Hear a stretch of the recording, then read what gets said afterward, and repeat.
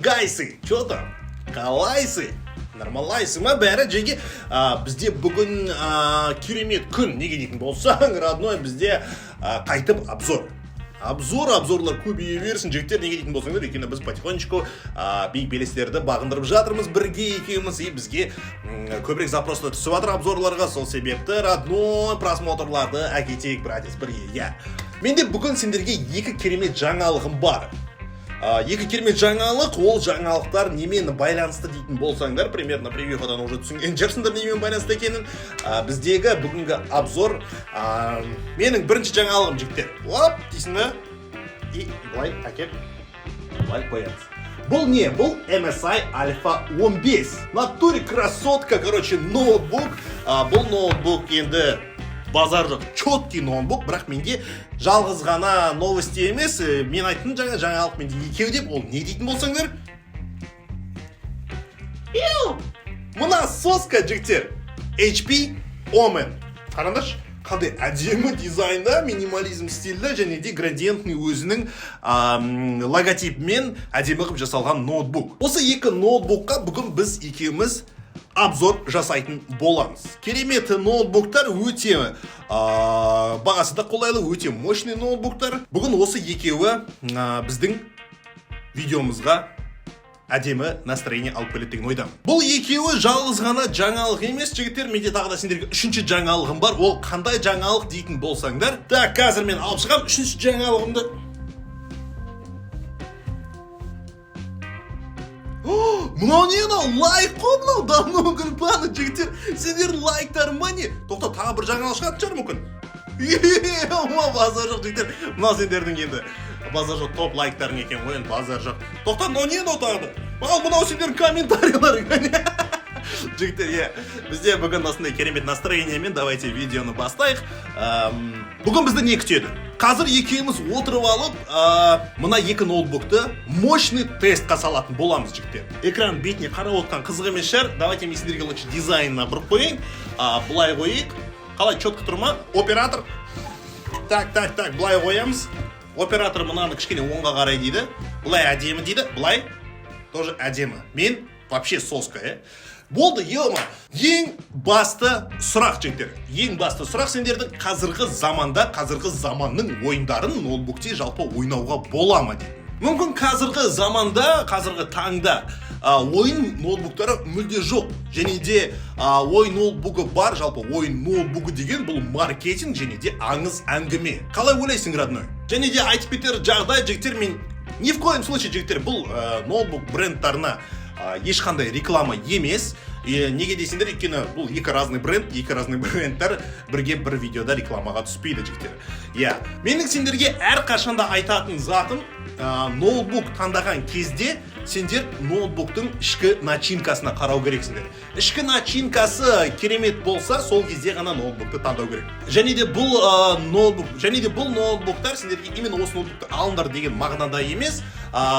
Ең бастысы жаңа айтып өткендей начинкасы, ал ол начинкасы кез келген ноутбуктарда бола береді. Яғни кез келген бренд, там Acer, HP, мынау MSI сияқты неше түрлі ноутбуктарда бола береді. Менің міндетім бүгін сендерге қалай ноутбук таңдау керек екенін айтып беру. Және де айтпақшы да, және де міндетті түрде видеоның аяғына дейін көр, және де екі ноутбуктың бағасын көру үшін описанияда ссылкадан өтті, бағасын көр, оценка бер, және де комментарийға өз ойыңды жазып кет. Сен осы бағада, осы сегментте примерно қандай ноутбук алар едің? Өзің ойыңды жазып өт, маған өте қызық, мен оқимын. Сонымен бұл екі ноутбукте AMD базасында жасалған. Егер де сен өзіңе бір керемет ойын ноутбугын таңдайтын болсаң, мүмкін мен саған бүгін сенің таңдауыңмен көмектесіп қалармын. Неге екі ноутбук таңдап отырсың, неге екеуіне сразу обзор жасап отырсың деген сұрақ қоюшыларға мен бұл әдейі екі ноутбукты әкеліп отырмын. Өйткені бұл ноутбук екеуі бір-біріне мүлдем ұқсамайды. Біреуі егер де мощнее болып жатса, кәдімгідей мықтырақ болып жатса, ал біреуі одан сәл әлсіздеу болады. Сол үшін екі түрлі сегменттегі екі ноутбук, және де сендердің қалауларың бойынша сендер не үшін ноутбукты аласыңдар, және де қалай оны қолданасыңдар, соның бәрін анализ жасап отырып, қандай сендерге ноутбук керек екенін бүгін түсіндіріп өтемін. Ну чё, погнали! Let's go! Ал біздің алғашқы көзқарасты MSI Alpha 15-тен бастайық. Неге дейтін болсаңдар, өйткені бұл керемет мощный ноутбук, сол себепті біз MSI-дан бастайтын боламыз. Бірақ айта кетер жағдай, көп адамдар ноутбук алатын кезде оның бірінші очередь бір сырт келбетіне қарайды. Нон сырты чота әдемі, соны алам деп. Бұл өте қате нәрсе. Негізі ноутбукта вообще жалпы сырты ешқандай рөл ойнамайды. Оның характеристикасына базар жоқ, көзге әдемі көрінеді, елге алып шыққанға типа эстетичный көрінетін бір дерзкий игровой ноутбуктар болады, бірақ на самом деле жігіттер, ол игровой болмай шығуы мүмкін, ол чисто офисный болып шығуы мүмкін, яғни чисто Word'та отырып ойнайтын. Ең бірінші очередь жігіттер, ноутбук алатын кезде сендер ішкі начинкасына мән беру керексіңдер. Мен сияқты мысалы, өздерің білесіңдер, мен постоянно оны сендерге қайталап өтсем, ішкі дүниесіне қараңдар деп. Мен мысалы ноутбук алатын кезде мен бірінші келем, капоттың астын қараймын. Аштың, чотам под капотом, жеги. Капотын аштың, майын тексердің, антифриз нормада, все, отырдың, кеттің. Қазір ойлап қалмаңдар, ё-май, а что, ноутбукта шүппен майын тартуға бола ма, или антифризін тексеруге бола ма деп. Просто не ғой енді, пример ретінде айтып отқан сөзім, толық прямой түсінетін жігіттер үшін арнайы осындай предупреждение, ондай емес негізі. Бірақ ішкі дүниесіне қарайсың, процессор, азушка, видеокарта деген ол жадына қарайсың, соның бәрі өте маңызды нәрсе, тек қана сырт келбетіне емес. Әр өз-өзін уважать ететін геймер, енді реально мощный ойын ойнайтын геймерлер бірінші очередь бұл ноутбуктан мощты күтеді. Ал бұл ноутбуктың ішінде ол күштің предостаточно дейді ғой енді. Былайша айтқанда жеткілікті жігіттер. Ноутбуктың жүрегінен бастайық. Бұл процессор Ryzen 7 5800H. 8 ядер және де 8 и на жерде 16 болады, 16 поток жігіттер, 16 поток. 16 деген ол нағыз орта. Егер де сендер компьютерлерінде или ноутбуктарында 16 деген сөз болатын болса, онда ол нағыз алтын орта деп айтсақ та болады. Оперативка болсын, процессор потоктары болсын, немесе жад болсын, соны просто біліп жүрін. Егер 16 болатын болса, бұл бізде алтын орта. Алтын орда емес, жігіттер, алтын орта. Яғни золотая середина дейді ғой. Сендер ондай компьютермен смело отырып, смело любой нәрсені бітіре беретін боласың. Соны еске сақтаваңдар. Ал графикаға бұл бутердің ішінде, жауап береді. Ол бізде AMD Radeon RX. Ryzen 7 және де Radeon 6600M графикалық картасы жұпта жұмыс істейді және әлде қайда керемет өнімділікті көрсетеді. Бұл көбінесе процессор мен графика тек қана топтамада көбінесе жұмыс істемей, арнайы технологиялардың көмегімен бір-біріне белсенді көмектеседі. Олар жүктемені қайта бөлуді және жүйелік шинаны айналып өтіп, деректерді тікелей бөлісуді біледі. Бірақ Radeon 6600M өзі де өте мықты видеоға жеге. Өйткені мұнда ноутбуктың ішінде 8 гигабайт жадымен бұл орналасқан. Бұл жоғары параметрлердегі ойындарда болашақта жақсы әсер етеді. Енді бұл видеоғамен енді действительно AMD Nvidia-ға мықты конкуренция жасай білді. Енді жігіттер, көп сөз, бұл сөз, білесіңдер оны, ары қарай ойын тестіне өтейік. Конечно, оңай ғой айта беру, ары бері, бірақ сендерге по факту практика керек, мен оны біліп отырмын. Сол себепті ойын тестіне ары қарай өтейік. Сол жақтағы жоғарғы бөлігінде FPS орнатып қоямын, FPS счетчигін, сояқтан біздің кадрды байқап отырсаңдар болады. Так, ал жігіттер, бізде қазір MSI-ды тестировать етіп жатырмыз, ойын тестін жасап, и біз сразу сходу Киберпанк ойыннан бастаймыз, жігіттер, FPS-ті қараңдар. 62-63 кадр смело максималкада Киберпанкты көрсетіп тұр, жігіттер. Ё-майо, изи омна, жігіттер, натуре изи қарандаршы. Мына шрифті қарандар тұрсын, ема, чотка, жігіттер. Ноутбук Киберпанкты көтереді деген, это натуре енді. Не ғой, былайша айтқанда ше? Қалай айтылса болады енді. Мощен, натуре, мощь. Кадр бізде 60 стабильно көрсетіп тұр, 61, 62, 63, сөйтіп көрсетеді. Адамдардың прорисовкасын қарандаш әдемі, теңді қарандар, теңді әдемі. Бәрі әдемі, жігіттер, ё-майо, маған ұнап отыр мынау кәдімгідей. Ноутбук десе, ноутбук екен кәдімгідей. Машинаға отырамыз көлікке, бізде күн алдымызға шақшайып шығып тұр. Так, оп, кетеміз, так, айдап, үйстіп біз қаланың шетіне қарай шығып кетеміз. И прорисовка қандай графон мощный. Бұл яғни бізде Ryzen 7 процессор и және де RX 6600M деген видеокарта, екеуінің байламасы, екеуі мықты үйлесіп тұрған нелер, Оп, қазір біз қадалатын сияқты жоқ. Жестко, на, ё-моё. Ема, потасовка басталды, жігіттер, смело, ема. Ойбай, өлтіріп отыр, походу дело, все, гасит тут. Ема, жігіттер.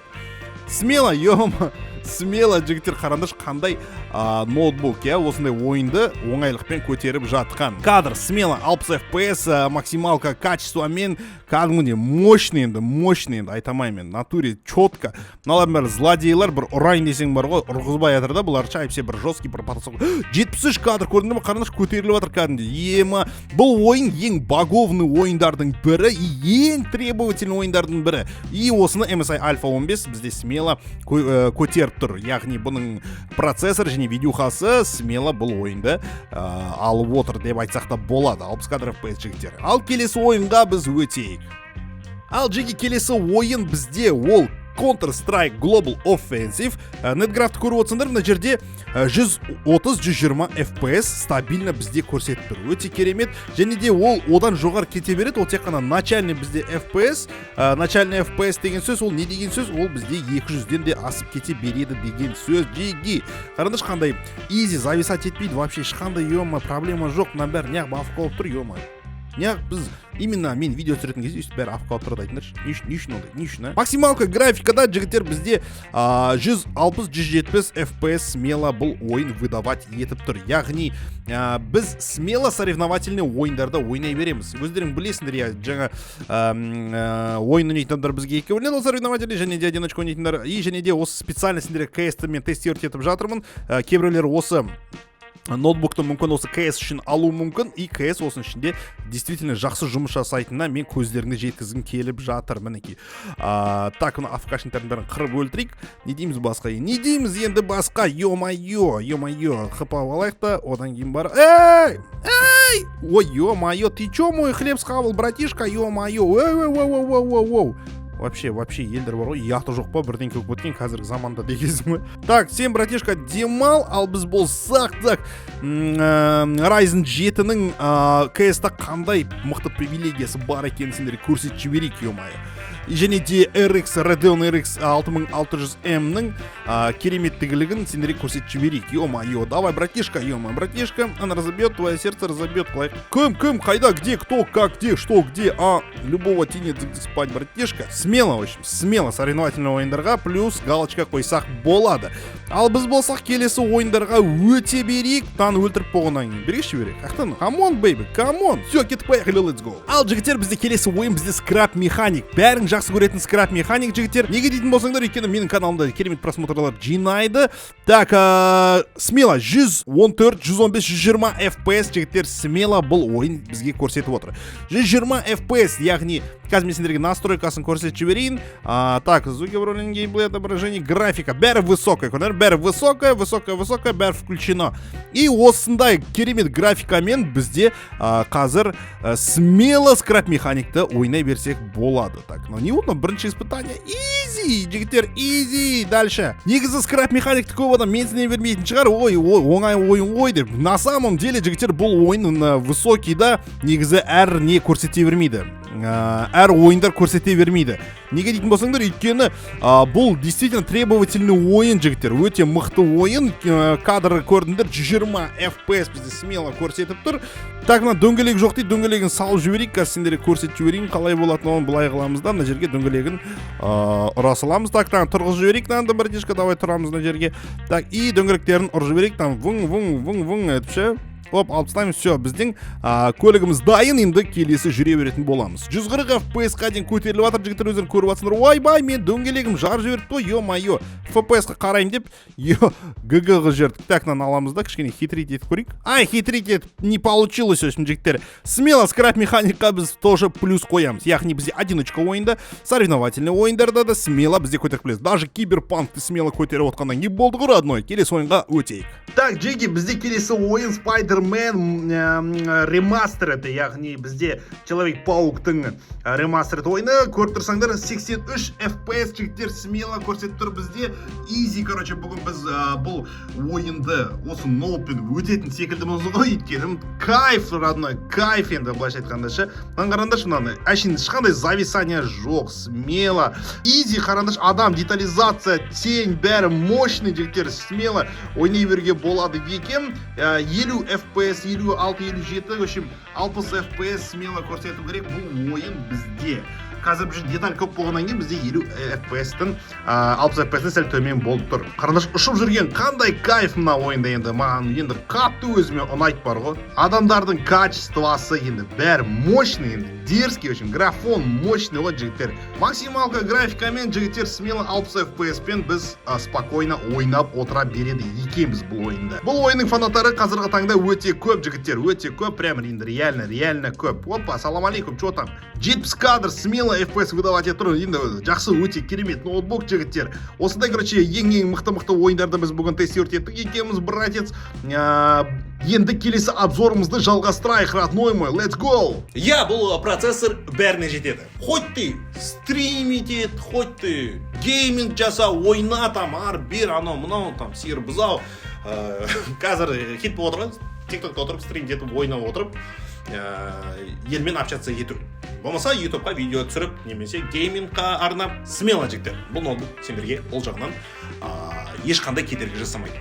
Менің бір байқағаным соңғы кездері AMD мобильді технологиялар жағынан, енді графика, процессор жағынан да керемет алға шығып бара жатыр. Олар тоқтап отқан жоқ, только обновление жасап, өздерінің жаңа продукттарын шығарып, керемет дамып келе жатыр.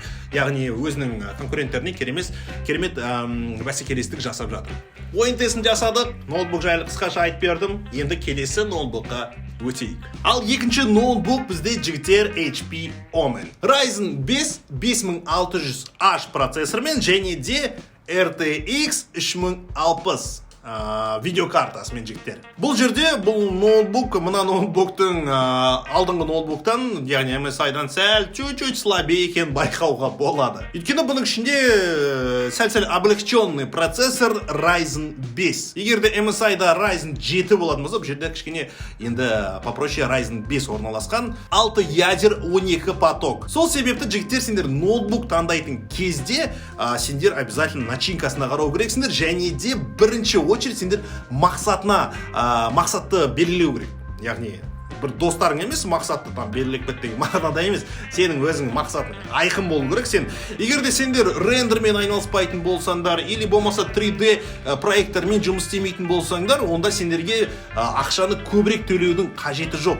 Неге дейтін болсаң, өйткені ол сен функцияны вообще қолданбайсың, ондай сенің жұмысыңа қатысы жоқ, сен тек қана ойын және де просто жұмыс ретінде бұл ноутбукты қолданып кино көріп, анау-мынау көретін болсаң, онда саған осы ноутбук дәл өзіңе кеп тұр. Өйткені бұның ішінде RTX 3060 орналасқан. Бұл ноутбуктың ішінде жаңа технологиямен жасалған M2 жады орналасқан 512 гигабайтқа. Егер де бұл сендерге аз болатын болса, әрине сендер оны өздеріңнің желанияларыңа байланысты спокойно добавить етуге болады. Ал оперативкасы бұл ноутбукта 16 гигабайт. Жаңа айтып өткендей, 16 ол бізде алтын орта, яғни золотая середина. Көп сөз, бағана айтып өткендей, давайте ойын тесттарына өтейік. Бұл ноутбукқа тән ойын тесттарын бүгін қазір жасайтын боламыз. Все, let's go! Мен кіріп кеттім бұл. Ал жеге бүгін бізге разогревқа так HP Omen ноутбугын Human Fall Flat ойыннан ойнаймыз деп шештік жігіттер, иә. Өздерің көріп отырсыңдар 130-140 FPS HP Omen RTX пен және Ryzen 5 пен смело көтеріп тұр бұл ойынды. Разогревқа осы ойыннан бастадық, короче, маған өте қатты ұнап тұр. Ноутбуктар негізі бұлай easy көтереді деген негізі редкость нәрсе ғой, по идее бар ғой, негізі редкость нәрсе. Так, 133 FPS, 138, 142 FPS смело бізде көтеріп тұр. Так, на адамға бар, тиісіп айтайық барып, ше. Что-то все спокойно же, что-то бар ғой, что-то не то, что-то бар ғой. Come on, baby. Эй, йоу. Воу, шамс. Ема, давай, родной. Human Fall Flat ойыны білесіңдер жігіттер, бұл кезінде өзі жарған ойын. Біздің арналарда так жоғары қарай аха родной вот так вот болмай қалды. Біздің арнада өте көп жарған ойындардың бірі, сендерге осы ойын қатты ұнайды деп осыған бірінші обзор жасап жатырмыз. 143 FPS жігіттер, 144 FPS смело жігіттер. HP Woman бұл ойынмен легко дейді ғой, легко справляться етіп жатыр. Так, на көлікті айдып көрейікші. Come on baby, let's go. Айдаймыз а? Айдай аламыз а? Алдыға. Так, Human Fall Flat разогревке жақсы өз-өзін көрсетті. Ойбай, а чё мен айдыла? Жоқ, айдыла құлаватқан жоқ екен ғой. Разогревке өз-өзін көрсетті. Чё-то на багованный карта екен жігіттер. Ол нормально болды. 140 FPS пен смело, еще запись жазып отқанның өзінде смело бізге өзін жақсы жерден көрсетіп жатыр екен. Что за багованная карта? Келесі ойынға өте берейік, let's go. Так, жігіттер, бізде келесі ойын бізде Hello Neighbor. Привет, сосед, яғни сәлем көрші деген ойын. Бізге не дейді мына бір бала аяқта не істеп тұр, аяқта кім соседтің өзі тұр екен, бірақ бізге ең басты ол емес, бізге қазіргі ең басты нәрсе бізде FPS-тің көрсетуі, бізде 60 FPS стабильно көрсетіп тұр мына жерде. 60 FPS стабильно көрсетті деген не деген сөз? Так, ойбай, мен қыздың рөлін ойнаймын ба не? А че мен қыздың рөлін сонда жүрмін? Дану гүл бағаны поверь. Hello Neighbor'дың баласы ма мынау? Натурина баласы ғой, ема. А че на мен артынан жүр, ё-моё. Так, настройкин көрейік. Давайте настройкин көріп шайық. Настройки. Игра, графика. Так, разрешение бізде Full HD формата. Так, ультра, короче. Басқа не көрсетем бұл жерде? Айтыңдаршы, FPS 60 кадр стабильно көрсетіп тұр. Ультра графикада, жігіттер, понимаете? Ультра графикада бізде бұл ойын 60 FPS стабильно көрсетіп тұр. Базар жоқ. Hide and Seek. Hello Neighbor, жігіттер, біздің балалардың арасында өте популярный ойындардың бірі. Мынау чё за попугай, пеликансым или попугай? Ойбай, ё-моё, кім мен артынан қуалап жүрген, жынды екен ғой. Қараңдаршы, қандай әдемі локация және де графон, зацените графон. HP Oman'ның производительдері негізі базар жоқ постарались. AMD-ні салғаны өте дұрыс болды. AMD-ні салғаны біз мынаяқтан біреуден қашу керекпіз ба, или чё, или то, или... Come on baby, let's go. Мен артынан қолап келе жатыр мынау. Ё-моё, бір қойт менде Ryzen 5 екен, походу дело жігіттер. Ryzen 5 болғаннан артынан жестко қолап келе жатқан сияқты ғой мына. Ё-моё, қолап жете алмайды екен. Ryzen 5 дегенде әжептәуір мощный процессор ғой негізі. Мынау менің артынан қолап жетіп аламын деп ойлап отыр ғой сонда. Ох, ё-моё, come on baby. Қолап келе жатқан жоқ па? Hey! Ойбай! Let's go. Короче, жігіттер, стабильно 60 FPS екен көрдіңдер. Біздің Hello Neighbor смело көтеріп тұр. Пеликанға барып лучше жертвовать ете салмаймыз өзімізде. Come on baby. Нам пеликан ештеңе істей алмай ма сонда? Или чё? Чё ты, ё-моё? Кеш отсюда, братишка. Вулкан, гейзер, су, шөп, көк. Кет. Болды, короче, мынаяқтан бізді қуалап жетіп алмағанша дейін келесі тест ойынына өтейік. Мына жерде бір какой-то пароход бар екен. Көмектесіңдер, no help please. Келесі ойынға өте берейік дейге. Ал жеге бізде келесі ойын, білесіңдер өздерің қандай екенін, GTA 5 жігіттер. Біраз болды бұл ойынды біз ойнамағалы. Бізде 60 FPS стабильно көрсетіп тұр. Бізде что-то ограничитель тұр ма, бір бөле тұр ғой деймін ше осы ойынға ше. Так, настройкасына давайте кіріп көрсетіп жіберейік. Так, настройки. Так, графика. Графиканы көріп отырсаңдар жігіттер, бізде Full HD 60 Гц дейді, 144 Гц-қа қоймаймыз ба, чё за фигня жеге. Так, вкл, населенность города, разновидность, бәрі население, фокусировка шкала, бәрі қосылып тұр, очень высоко, X4, очень высоко, очень мягко, сипер размытие бізге керек емес, X16, высоко, очень, короче, максималка жігіттер, максималка. Бізге тек керегі қазір 144 Гц-ті біз қазір қосып алдық, и бізде FPS сразу жігіттер подскочила почти максималка. 144 FPS жігіттер. 144 максималка жігіттер. GTA 5-ті егер үстіп көтеретін болса, онда бұл көп ойынды оңайлықпен көтереді HP Woman жігіттер. Өздерің көріп отырсыңдар. Так, қазір мен сіздерге көрсететін боламын именно игровой процессті. Қазір біз мына көлікті айдайтын боламыз және де Тревор мен Майклды құтқаратын боламыз. Артымыздан не құтқарып келе жатыр, қолап келе жатыр. Кім полицейскийлар? Ол полицейскийларды қазір Тревор мен бытшын шарт тастаймыз. Come on, baby, let's go, пока. Давай, Майкл, братишка, отыр. Давай. Все, кеттік, погнали, жігіттер. Қазір біз 144 FPS пен керемет, ё-моё, Ryzen 5 процессормен және де RTX-тің 3060 версиясымен қазір біз Майкл мен Тревордың бір жерін құтқаратын боламыз, короче. 141 максималка, жігіттер, максималка на туре. Easy көтереді екен, общем, жігіттер. Easy ғой, на туре easy. Come on, baby, соқсамыз. На, саған, ё-моё, все, екеуіз дома, короче, дома. Давай, братишка. Жоқ, тіке. Ема, ерте бұрылып кете жатады ғой, ема. Перекрыли дорогу дейді, дороганы жауып тастады дейді бізге былай қарай өту керек. И осы жерден сюжетка басталды қазір жігіттер. 144 герцпен жігіттер, смело 144 FPS. Базар жоқ, HP Woman өзінің ноутбуктарын өте керемет жасағанын мен признавать етем. В натуре әдемі жасап дейінші. Любой ойынды көтере беретін әдемі ноутбук екен. Так, бергендер, ё-моё, копы. Оп. Менің Ryzen 5-ін ұрлап ақсыға отырғым, мыналар. Давай, let's go. Easy, жігіттер. Все, Треворды походу дело құтқаратын сияқтымыз қазір. Или Треворды құтқарушымен. Или есімде жоқ, что-то, ё-моё. Так, тағы да полицейскийлер келе жатыр біздің FPS 144. Смело, жігіттер, стабильно, очень мощно. Так, мынаны қазір ұстап алады. Эй, ты, малышка, come on, baby, let's go. Мен сен қазір не қыламын дейді. Залежник қыламын, бірақ мен сені өлтірмеймін. Отошли. Қаш, братишка, қаш. Все, кетті, жігіттер. Тревор бізге, бізде дальше өзіміздің обзорға кірсе берейік, жиги. Дальше алғастырамыз. Кеттік, поехали, let's go. Бүгін біз тесттер одной осы екі ноутбукты де жестко қинадық, және де екеуі де бұл жекпе-жектен өтті. Керемет.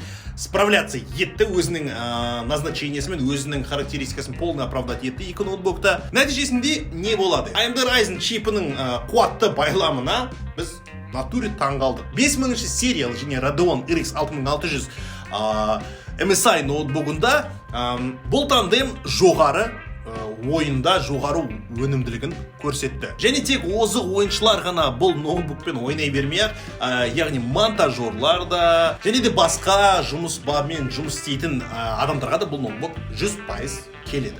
Ал HP Woman жұмыс күші қарапайым ойындарды смело көтеріп өзінің задачасымен бүгін справляться етті. Және де барлық кеңсе бағдарламаларын еш қиындықсыз тартады. Бұл жерде бәрі қарапайым және де оп-оңай. Егер де сен геймер, натуре геймер болатын болсаң, осындай сияқты ноутбуктағы характеристикалы алатын боласың. Ал егер де сен маған тек қана кино көргенге және де күнделікті ноутбуктер жасап и легкий ойындар ойнайтын десең болсаң, онда HP Woman сияқты характеристикасы бар ноутбукты таңдайды екенсің. Және де сенің ең басты сұрағың, бұл ноутбуктардың құны қандай? Бұл ноутбуктардың құнын мен айтқан жоқпын, өйткені бұл ноутбуктардың құны әрдайым өзгеріп отырады. Рынок деген сондай, жігіттер.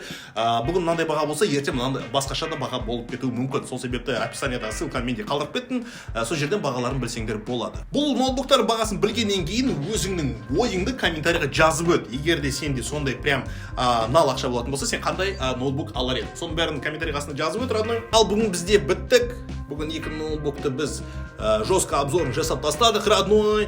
Надеюсь, мен саған сенің таңдауымен көмектестім деген ойдамын. Сенімен бірге болғанмен Эдди. Бұл обзор, техно обзор. Келесі видео көрсетше. Та-та-та-та-та. Пока.